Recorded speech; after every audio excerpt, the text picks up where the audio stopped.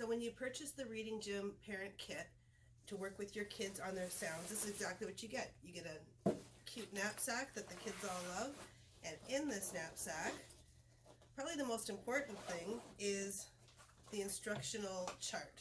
So Marcia's going to get out the chart to show you the whole thing so I don't have to unravel this one that comes in your pack. I'll put that there. It looks like this. And it goes day to day and week to week, but we'll and all the different levels. There's level 1, 2, and 3, and then it says level 1, 2, and 3, day 1, 2, and 3. So we'll go over that a little bit later when we get to that part. But we just want to show you all the components that come in your pack right off the bat. These are called the large jumbo trace over cards. This is where we get the multi-sensory action happening, where they trace over and say, "A is for apple," and so on and so forth. We're going to show you how to do it on an open pack in a couple of minutes. We also have our flashcards. They're double-sided.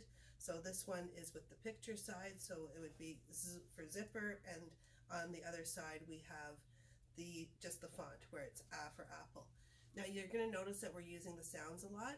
We focus on the sounds because for reading, the kids need to know their sounds so that they can sound out.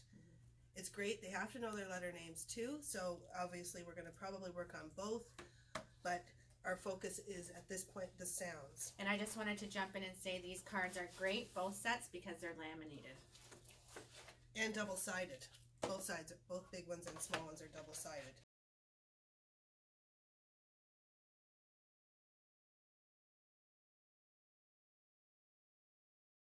Then I'm going to pull out the next item, which is the binder. All the kids love the binder, and we've got a spot here where you can write their name in marker.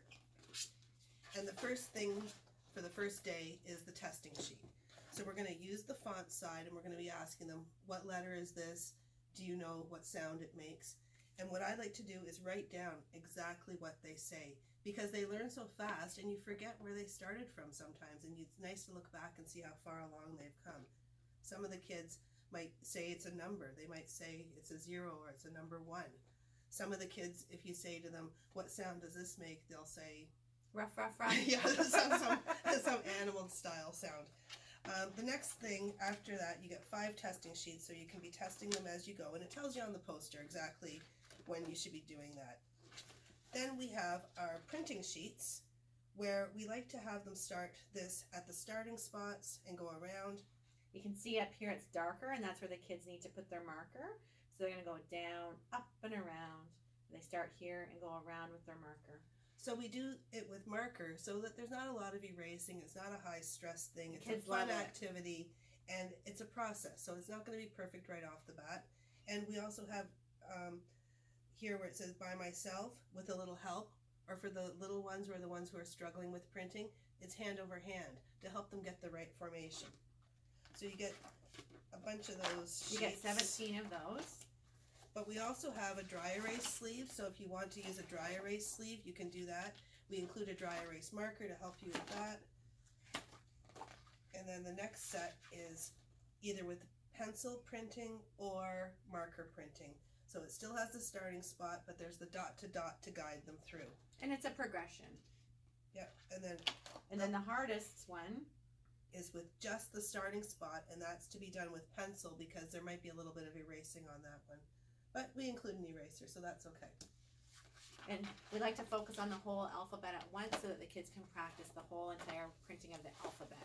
Yeah, that's what really makes our program a little bit different than some others, is that we focus on the whole alphabet all at once rather than one letter at a time, because we know they have to know it all, and we want them to learn it quickly and accurately. There's a pencil case. We've got a little mascot eraser. They're really good. And our mascot is named after my Yorkshire Terrier, Sasha. Pencil with Reading Gym on it with a good eraser, and a dry erase marker with an eraser for the dry erase sleeve, and a marker for printing on the papers. The next thing, if you could just take care of those. Thank you. We have our easy and our hard bingo and our easy and our hard puzzle. So we'll start with the easy one where it's all picture. And we have our magnets. And we're going to start off with easy bingo. So these are just the magnets. They're here. So we're going to say, to your children, find A is for apple and cover it up. Find G for gorilla. So it could be cover it up. It could be random order or it could be sequential order, whichever you think your child would need. Find M for mouse and cover it up until they get the full board, and then it's bingo, and then they win. We have some of our reading gym money, and we like to give out little prizes for bingo and different things, and it's a really great motivator. Some people call it money, some people call it points, and the kids really respond to it, and it's a great way to get your kids into counting and learning to count money. So after they've gotten bingo, we'll just pretend that I got the full board. We might try the puzzle. The puzzle will be where we just find, the kids can just sit quietly and do this, or you can help them. We usually mix it up a little bit. So we're matching the picture to the picture. Just in random order. And the reason why this program works is because the picture is embedded right into the font of the letter. Okay? And this is something that they can do independently. They can do this independently, or they can do it with a little bit of your help. Sometimes it's nice when the kids are doing it just to reinforce it by saying the sound, but usually it's a nice quiet time for them, and it's a little bit easier because they're just matching it. And if they get it upside down, we're going to help them to make sure that it goes the right way, especially with those B, D, and P reversal sort of things. Okay, so they would finish off that whole puzzle, and they might get a little reward point for that. The next one is the hard bingo and the hard puzzle. So now it's gotten quite a bit more difficult because there's no picture cues to help. So we're going to say find A for apple, find L for lollipop, find K for cookie, and go from there.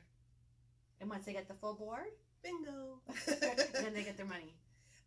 And then the same sort of thing happens with the hard puzzle. There's a couple of ways to do it. You could do hard puzzle letter to letter, font to font sort of thing.